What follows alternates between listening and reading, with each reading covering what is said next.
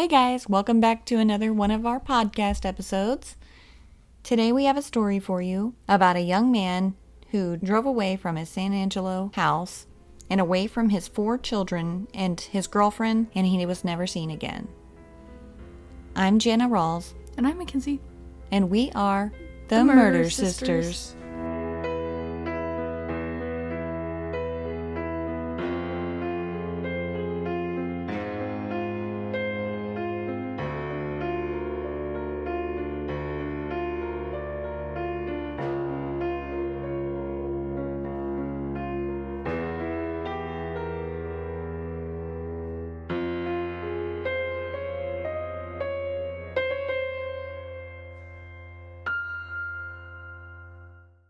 On August 8th, 2013, Brandon Lawson drove away from his home and away from his 4 children and his girlfriend, Ladessa Lofton. They'd been together since high school for 10 years at that point. He drove towards his dad's house in Crowley, Texas, which is near Fort Worth. It's been reported that Ladessa and Brandon got into an argument that evening, and he left the house around 11:30 p.m. He was never seen again after he left their house. Some people speculate that he disappeared on purpose because he had a warrant out for his arrest and he'd been arguing with his girlfriend. But I don't believe that because the circumstances surrounding his disappearance are way too eerie for me to think he intentionally disappeared. Well, what happened to him? What's going on? So when he left their house, he stated that he was going to go to his dad's house, which, like I said, was about 3 hours away from where him and his girlfriend were living. But she didn't want him to drive that far since it was already so late. It was already almost midnight. So she asked him not to go that far. It has been speculated by people for a lot of years about whether or not he was under the influence of drugs or alcohol. But in formal interviews with Ladessa, she had said that he didn't seem to be under the influence of anything, and she hadn't seen him take anything or have any drink before he left. Okay. But some sources claim that the evening that he came home, which was August 8th, that evening he came home and, like I said, he was in an argument with Ladessa. The argument was because he had actually stayed out the whole night before. He was gone all night. He was supposed to be coming home. Obviously, he lived with his girlfriend. He should have come home that night, but he didn't. His brother Kyle had said that Brandon called him the night before on August 7th and asked him if he knew where he could get some meth.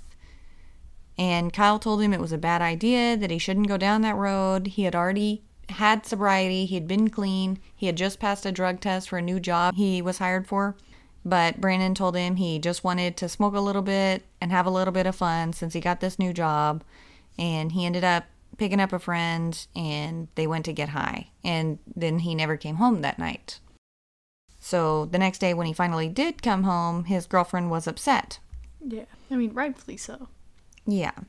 So when he left the house, I guess his brother Kyle had already been called. I'm not sure if Brandon or Ladessa called him, but somebody called him and basically asked him to head over. He lived about a mile away. Asked him to head over and kind of mediate between them because they were in a really heated argument. But Brandon called him when he was on his way out and said, "I've already left the house, dude. No need to come by." He told him he was going to go to his dad's house.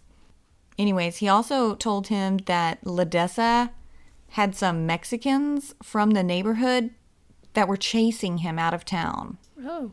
Is that true? Or I'm not sure, to be honest. There's not really reporting about whether or not it's true. And to my knowledge, Ladessa hasn't said anything about whether or not she had anybody chasing him out of town.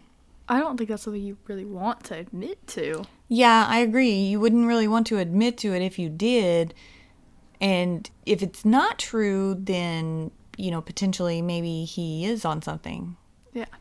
Well, if it's not true, either way, I would be fighting my side of the story. I would be throwing my claims out there. Be like, I did not do that. He's accusing me of something I did not do.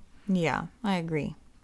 He told his brother, Kyle, that a state trooper had pulled over one of the guys, but there was still 2 guys after him. And they never, fact-checked this to check with maybe the troopers and see if they actually pulled somebody over. From the reporting, state troopers weren't in contact with Kyle that night, but who knows if they pulled over some they could have been Mexican guy, you know? Yeah. So they could have. But we don't know for sure. Yeah, we don't know for sure. We don't know if there was anybody after him. We don't know if there wasn't. Maybe they were hallucinations. Yeah. We're not sure. Anyways, Kyle allegedly asked him if he was on drugs and if he was tripping. Brandon said no. He wouldn't really stay on the phone for any kind of a long time. He would always quickly hang up for one reason or another. Like all the time or just this one like day? Just this night. How many phone calls were there? Do you know? A lot. We'll go through that in a minute, but there's a lot. So they're back and forth. There's a whole lot of phone calls after Brandon leaves the house. At about midnight, Ledessa called Brandon asking him to come home or to go to his brother's, who, like I said, was about a mile away. He was pretty close. But their dad was 3 hours away and it was already midnight. So Ledessa's like, please, let's not do this. Come home. If you're mad, if you don't want to come home, then at least just go to your brother's down the road and we'll pick things up again tomorrow. So midnight, Ledessa asks him to come back home. At about 12:30-ish, 12:35-ish, Brandon calls her back. I'm not sure how long the first phone call lasted, but within 30 minutes, he's calling her back. Between 12:34 and 12:36 a.m., Ledessa misses 3 calls from Brandon. According to Uncovered.com, the missed calls were explained by Ledessa because Brandon had taken the only wall charger that they had for their phone. So who owns one phone charger? I mean, this was in 2013. I don't know. Okay, that's still very crazy. It is very crazy. I think they need to invest in a new one. They probably have more now. Yeah. So he took the phone charger. Her only means to charge her phone at this point was from the car. So she had her phone charging in the car. And so Brandon couldn't get a hold of Ledessa. At 12:38, he called his brother. He asked him for help. He told him that he ran out of gas near Bront, Texas, where is that? It's just a little town on the way from San Angelo to Abilene. No, San Angelo, well, to Fort Worth is past Abilene. So you go from San Angelo to Abilene to Fort Worth if he was going towards his dad's house. And Bront is kind of towards Abilene, but still closer to the San Angelo side than the Fort Worth side. I'll put a map on the website. So did he bring him gas or what happened with that? Right. So he called his brother. He told him he ran out of gas. Okay, brother's like, cool, I'll come help you. So Kyle, with his girlfriend Audrey, they called Ledessa at 12:40 and let her know that Brandon ran out of gas and they were going to swing by to pick up a gas can from their house. Ledessa wasn't worried about it. She's just like, yeah, whatever, I'll leave the gas can out on the porch. I've got 3 children sleeping at home. It's after midnight, and one of them has been sick for the past 2 days. He had the flu or something. Okay. But I will say, as I was reading this and looking into this, kind of a question mark came up because at 12:40, that's what time Kyle called Ledessa, and she answered. For the gas can? For the gas can. Okay. And she answered, and they told her what was going on. Yes. But at 12:34 to 12:36, when Brandon called 3 times, she didn't answer, and she attributed it later that her phone was charging in the car. Mm-hmm. So why 4 minutes later was she answering the call for Kyle when she wasn't answering the 3 calls for Brandon if her phone was in the car and she was not in the car? Well, her phone might have died. Well, I don't know. Did it say that she was in the car? I don't know. It didn't say. Well, her phone could have died, like, completely. Like, just dead. And she could have been like, oh man, I gotta go out to the car and plugged it in. Because you know how whenever you charge your phone, your iPhone sits there for a few minutes telling you it's completely dead and it's trying to charge so it can turn back on. It could have had that few minutes there where, I don't know when the last time she made a phone call before Brandon tried to call her was, but she could have had those few minutes there where she was waiting for the phone to turn back on, and then as soon as it turned on, maybe she got a call. Maybe. Or right after it turned on. Maybe she was going to call Brandon back, but then she got a call from Kyle. Okay, well, that's a good theory because I hadn't thought of that. I just thought, well, if her phone was in the car charging and she missed the calls because of that, then obviously she wasn't with her phone, but then why did she get the calls from somebody else 4 minutes later? Well, like I said, maybe she wasn't. Maybe she was in the car. Her phone was just completely dead. Maybe she was mad at him and she was screening his calls. Or we gotta play devil's advocate. Maybe her phone was just dead. maybe her phone was dead. Okay, well, anyways, so we'll just say the phone was dead. So at 12:50, Brandon calls 911. Okay, why did he call 911? Doesn't he have a warrant out for his arrest too? And he's like running away and he just relapsed. He's on meth right now. Why is he calling the cops? We're going to like sobriety test him. That's a good question. But think about what you just said. If you have all those reasons to not call the cops, what would be the reason you call the cops? Serious emergency. A serious emergency, or you were scared for your life, or you were on meth and you felt like your life was in danger when it wasn't. So, one thing to keep in mind is at the time in Cook County, which is where they lived, they didn't actually have a specialized 911 dispatch center. Then who answered the 911 calls? Instead of a dispatch center, the 911 calls were routed to a nursing home where a CNA, a certified nursing assistant, rather than a trained 911 operator, answered the calls. What is that gonna do? This is horrible. This keeps going downhill. Yeah, so 911 dispatchers go through training to learn how to route the calls. They know how to prioritize, they know how to delegate, they know when to push it through to an emergency, when to send out officers. I mean, yes, but they also know how to talk to the people, especially if the people are on meth. Exactly, and they're trained on how to talk to the people. Putting a random nursing assistant in this, like, and just throwing them in there, like, okay, go answer these 911 calls, that's not very professional. Yes, I agree. Anyways, okay, I'm going to play the 911 call for you. 911 emergency. Yes, I'm in the middle of the field. The safe, we're just pushing guys over. Right here going towards gasoline on both sides. My truck ran out of gas. There's one car here. You got to take it to the woods. Please hurry. Okay, now run that by me. We're not talking to him. I actually ran into him. Ah, you ran into him. Okay. That's the first guy. Do you need an ambulance? No, I need the cops. Okay. Is anybody hurt? Hello? Hello? Hello?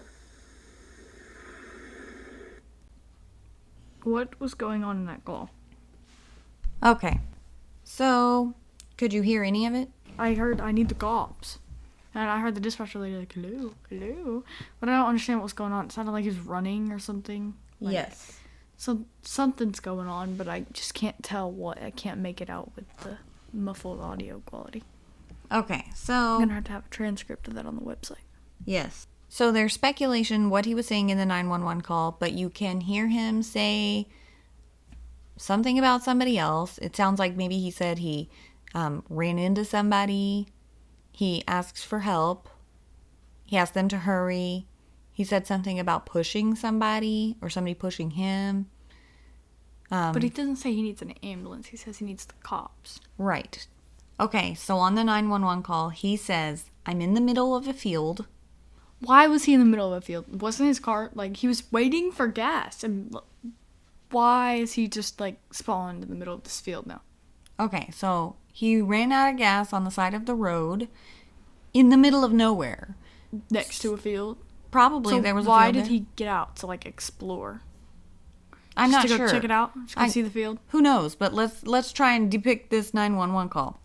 He says something. It's kind of muffled, and he said just pushed some guys over.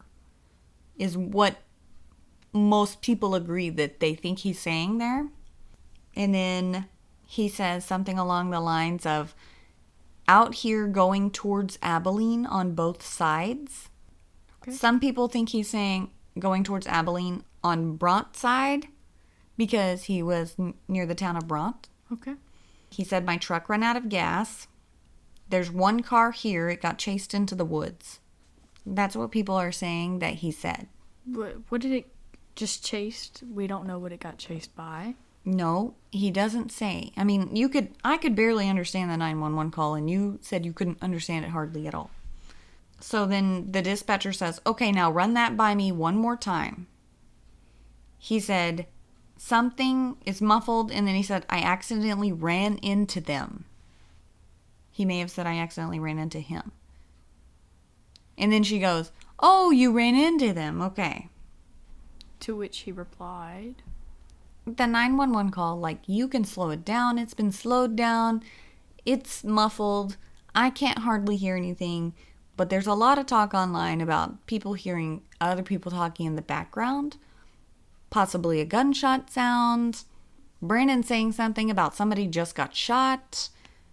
okay. I've listened to those 911 call a lot. First of all, I don't have an experienced ear to hear muffled phone calls. And I don't have the original audio. So both of those are probably setbacks. So I don't hear these things. But it does, like I said, it doesn't mean anything because I'm definitely no expert. But this is what people are saying, is that these things may or may not be heard on the audio. Okay. Anyways, so then after he calls 911, remember that was at 12:50. At 12:51, Brandon tries to call Ledessa again, but she still doesn't answer. At the same time, his brother Kyle tries to call Brandon, but he didn't answer. Probably because he was trying to call somebody else at the same time somebody was trying to call him, you know. Mm-hmm. They call him again 1 minute later at 12:52. He doesn't answer again. Who's they? Like Ledessa and Kyle, or? Kyle and his girlfriend Audrey. Oh, okay. They're together. Kyle and Audrey are together. Okay. Driving to get him To gas. go give him gas, yes. Ledessa's at home. At 12:54, he tries to call Ledessa again. She doesn't answer.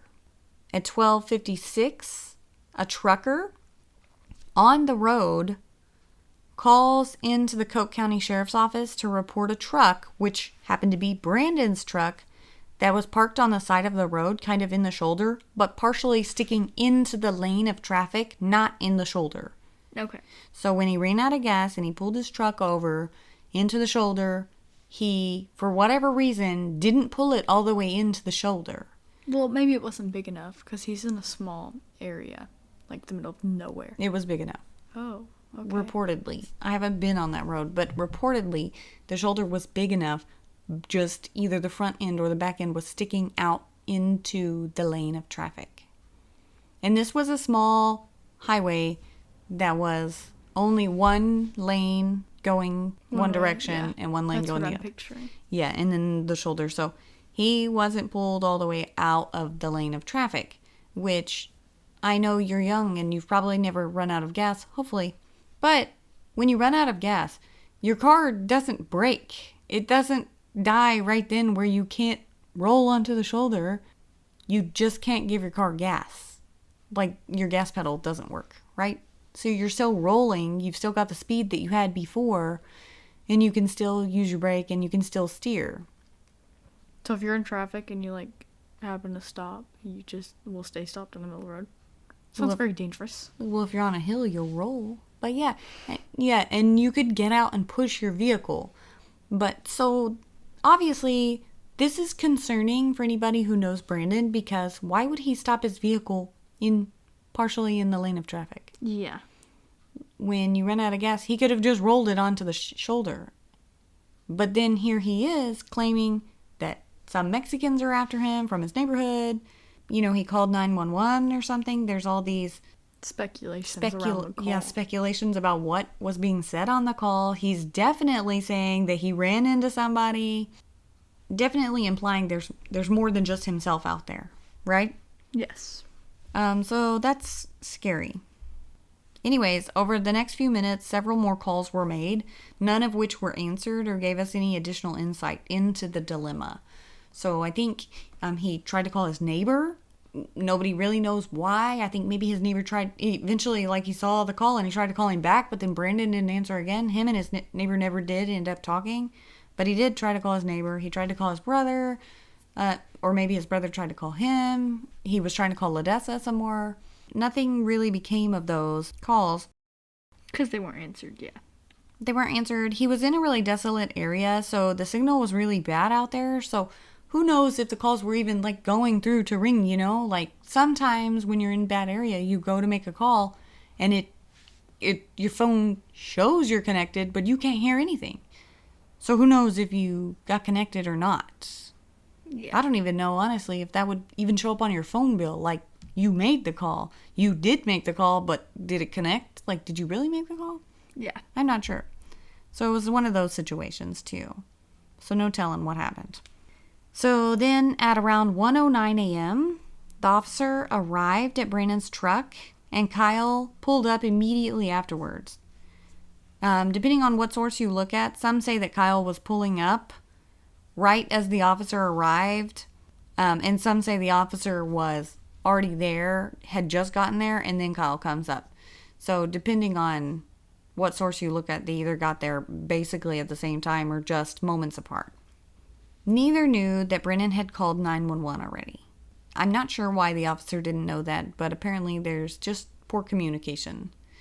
My job is the same way. Nobody communicates with anybody. So here's this officer who's showing up because of the trucker's call about a vehicle sticking out in the middle of the lane of traffic. Not in the middle, but sticking out a little bit into the lane of traffic. Officer goes to check it out. He is unaware that Brandon has called 911 himself to say he needs help. Well, it's because of the lack of purchasing a good facility for 911 operators, and instead just telling this nurse assistant that she can go be in charge. Yes, I agree. It probably has to do with the fact that there was no 911 dispatch center, and the CNA who answered the phone may or may not have thought this was an important message to get on to somebody. So obviously the trucker guy, his call about a vehicle on the highway was routed as more important as this guy who was out there asking for help. Yeah. So that's a problem. But anyways, so Kyle and the officer are out there around the same time. Kyle claimed later to be on the phone with Brandon when he arrived, but he didn't tell the officer because he thought perhaps Brandon was hiding because he did have a warrant out for his arrest. And like you said, he was like maybe not making good choices the day before. So he said when he was on the phone with him, though, that Brandon told him, "I can see you." And he said the phrase "one time run," which Kyle said was code for "there's a cop, run." And then obviously in turn, Kyle was like, "Dude, I didn't do anything wrong. I'm not going to run."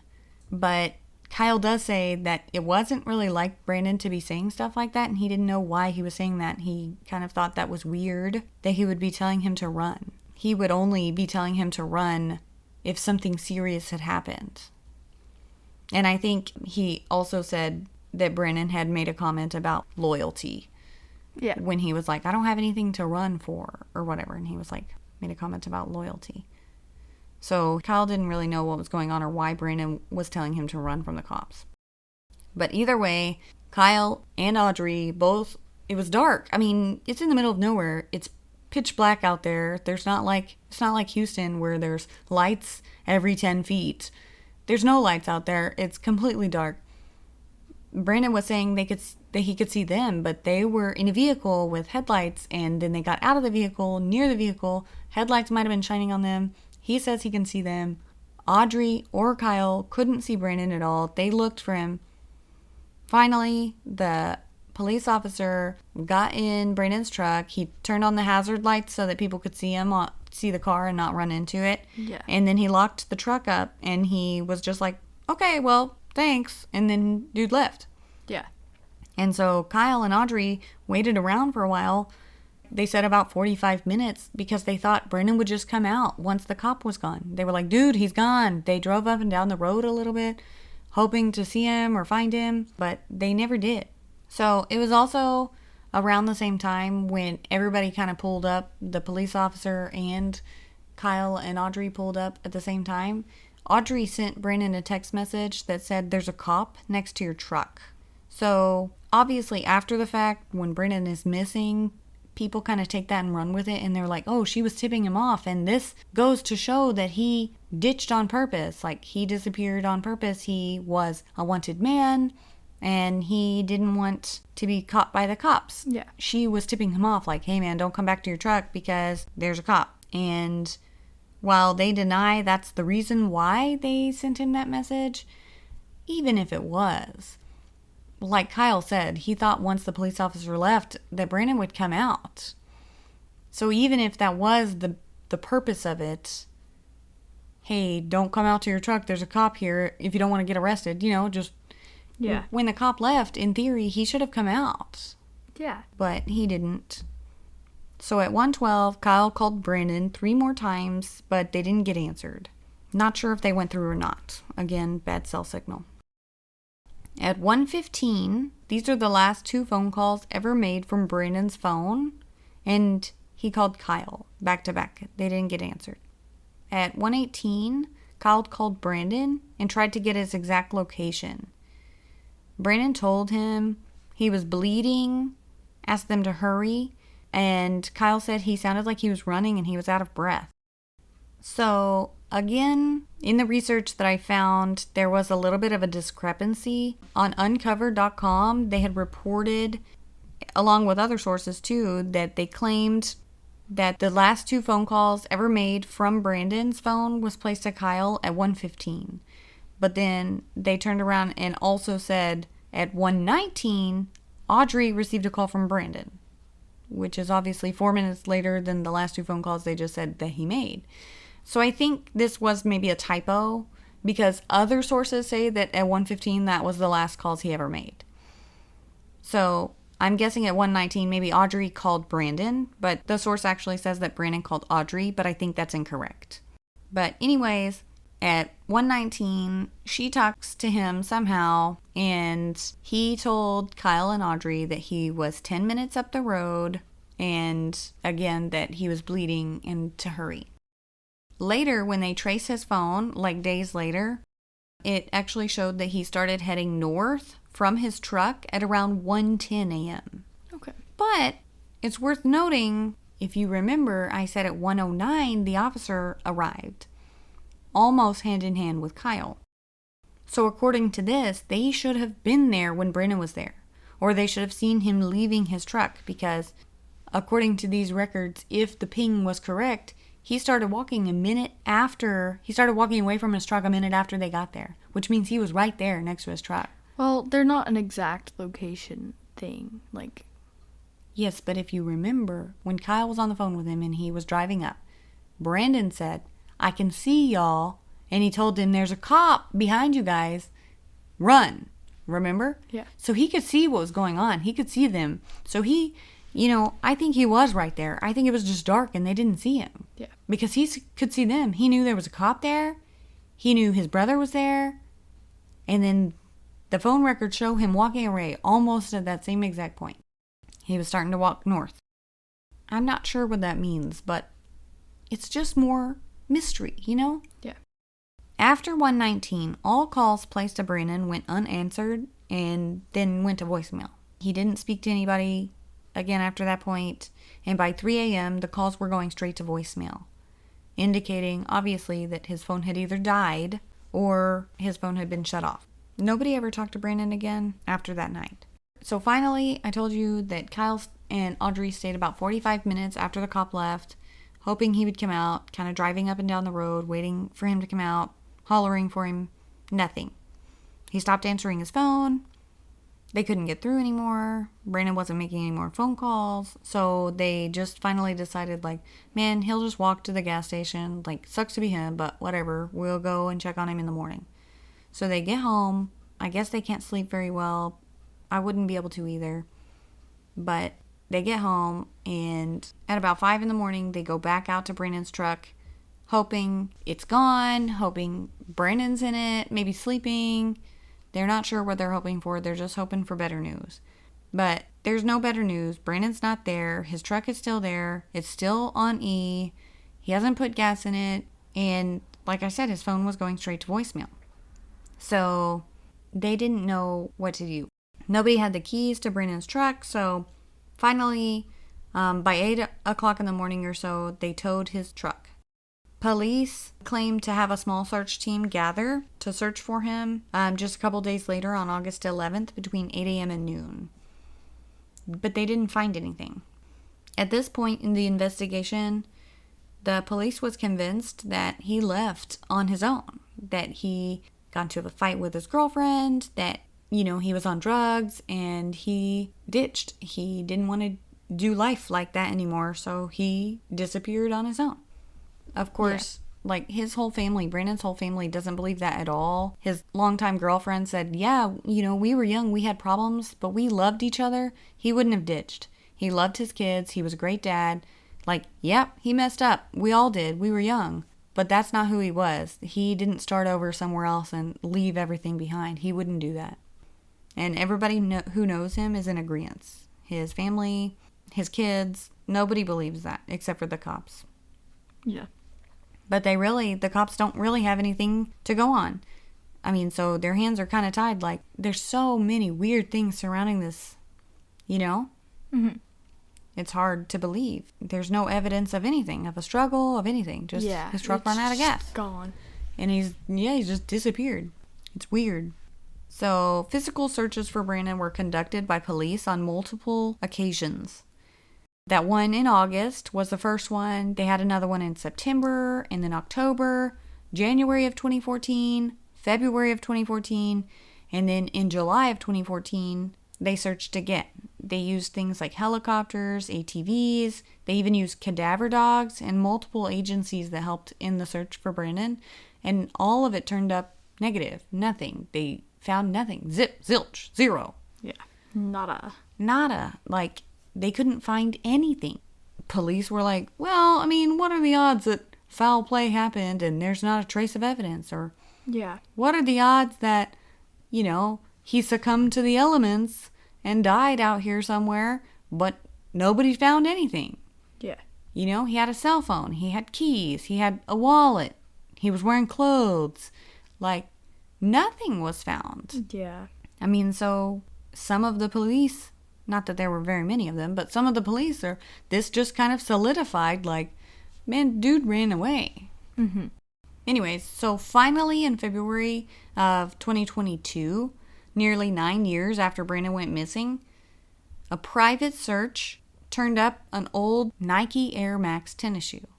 A high school friend of Brandon's named Jason Watt was leading the search, and he said they found the tennis shoe, and it was face down, and you could see the sole of the shoe, and then he could see Max written on the bottom, and it just kind of like went off. He thought, no way that was Brandon's, but he knew that Brandon was wearing those Nike Air Max when he went missing.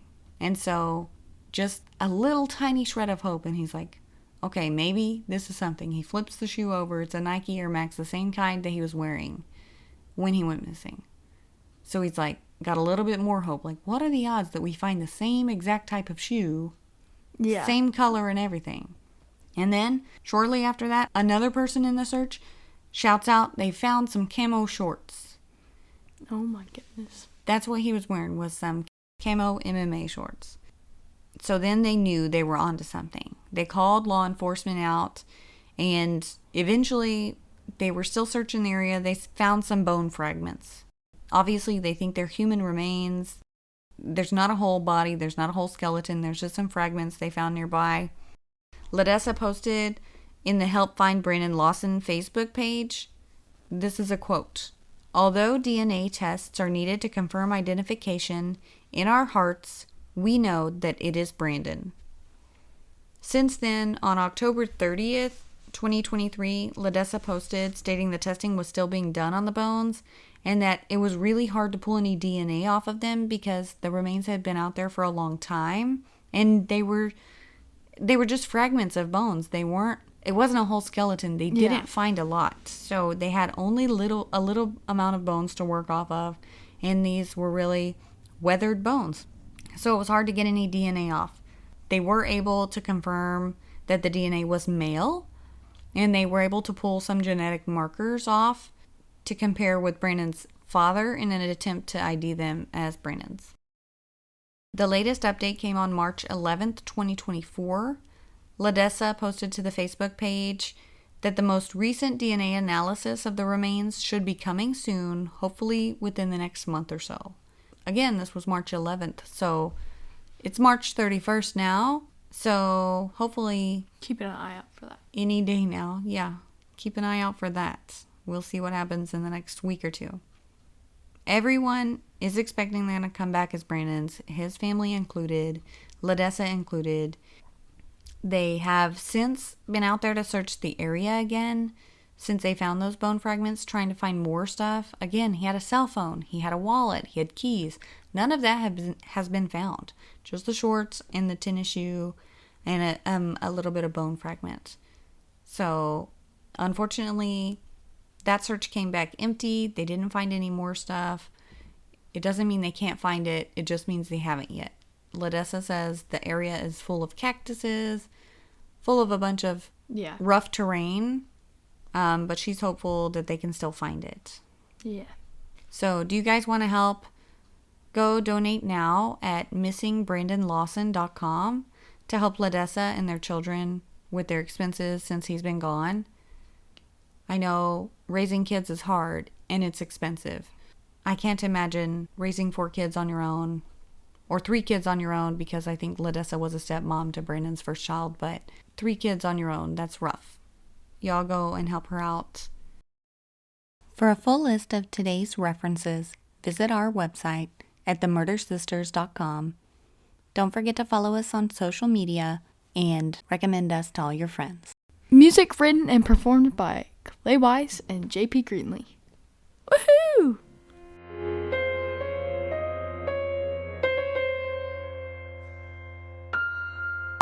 Bloopers. No. This script is raunch. Shut up. Okay. I was just kidding. You can't be in my bloopers clip. It's just me. You're not in it. Have you even heard any of our podcasts? I'm the star. No, I've only listened to the first one. Wow. You don't even listen to your own podcast? No. What kind of weirdo listens to their own podcast? You're fired. That's You're like fired. That's like somebody Now in a seeking? movie. No. Seeking applications for a murder sister? That's like a big star in a movie going to like the movie theater to watch their own movie. Nobody does that. It's like Tom Holland going to watch Spider-Man. People do that. That is like the opening. He's expected to be there. What do you mean? Nobody does that because Oh it's just awkward to look at yourself on the screen performing for 30 minutes. This is You're awkward. not even on a screen, It's you just weirdo. Awkward to put my AirPods in and listen to myself yap for 30 minutes. Anyways, bye guys.